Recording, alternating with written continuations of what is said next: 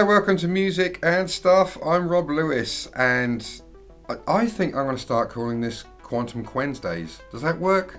Does that work for you? I don't know. Quantum Wednesdays. Let's give it a week or two, see how that goes. Reviewing this week the story Double Identity from Season 1. First broadcast on the 21st of April 1989. I didn't catch this on the original run. I didn't discover Quantum Leap for a couple of years at this point. Double Identity, written by Donald P. Bellisario, directed by Aaron Lipstadt, and Sam leaps in as Mafia hitman Frankie La Palma. It's November the 8th, 1965. Now, this was actually, after the pilot, this was the first episode that was filmed. So, it would have been the first in the series proper, I guess. But I think Bellisario decided to push it back a bit because of the double leap thing at the end. So as not to confuse viewers, I think that's what I read. So they put star-crossed in there as well.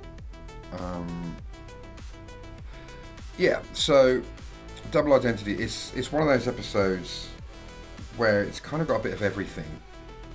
It's got some drama and it's got some comedy.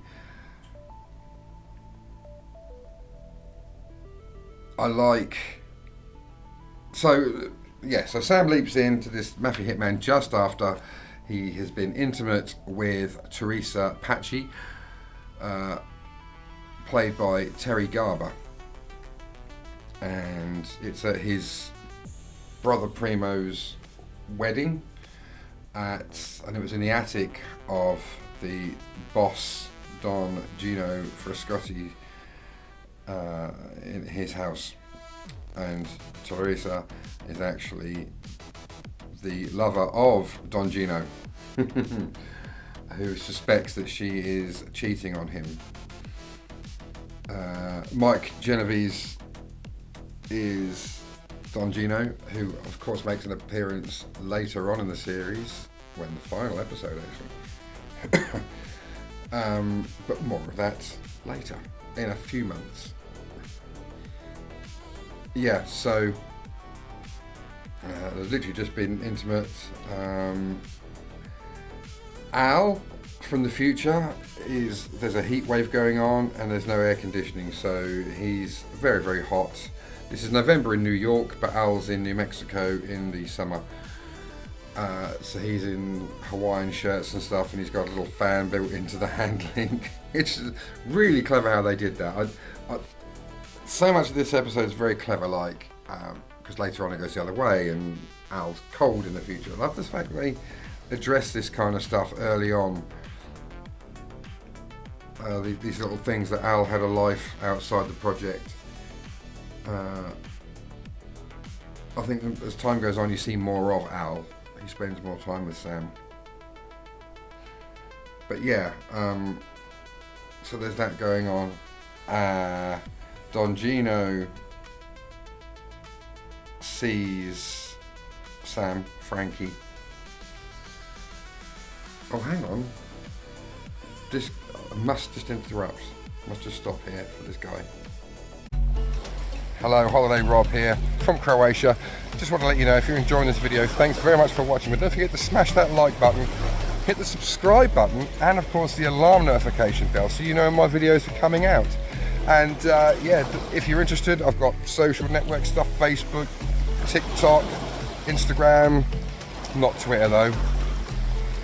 And I've also got a Patreon, so you can find me there. It's in the description. Links for everything's in the description.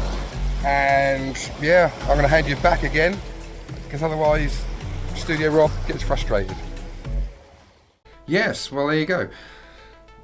So Sam goes to see Teresa at her place of work. She's a hairdresser in a salon, and goes to get his hair cut, which is very unusual for that time, and is spotted through the window by Don Gino, who instantly thinks that Frankie is the one that's seeing Teresa behind his back. he goes in there and puts shaving foam on Sam's face, gets a razor and says, I'm going to ask you a question. And then he asks him in Italian, what are you doing getting your hair cut here? Sam doesn't speak Italian. He speaks like 9 languages or something, but Italian isn't one of them. So he doesn't know what's being said. Luckily, Al appears, who is part Italian, and sets up the conversation. Says that who do women confess their innermost secrets to? Their hairdressers or their clients, you know. So that he got away with that. Yeah, and there's the whole thing about the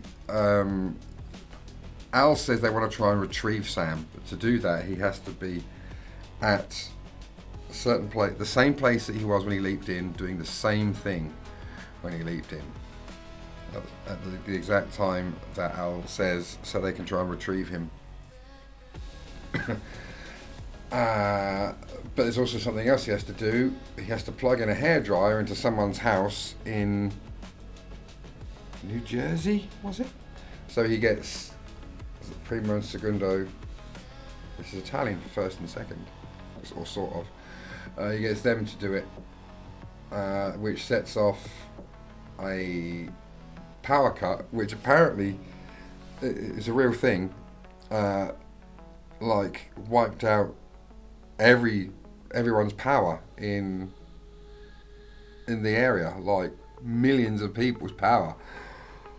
So it's quite clever. I don't know much about it, but I thought it was quite clever that.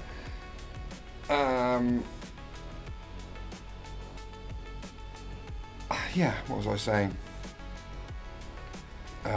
So, Sam's trying to recreate it, but then Don Gino comes in, catches them at it. They get into a fight, and that's exactly the same time that they try and do the retrieval. Instead of retrieving him, Sam leaps out of Frankie, but in to Don Gino. This is the first and only time this happens in the series. So he leaps from one person into another, like seconds apart, and they're in the same altercation. Clever. I like that.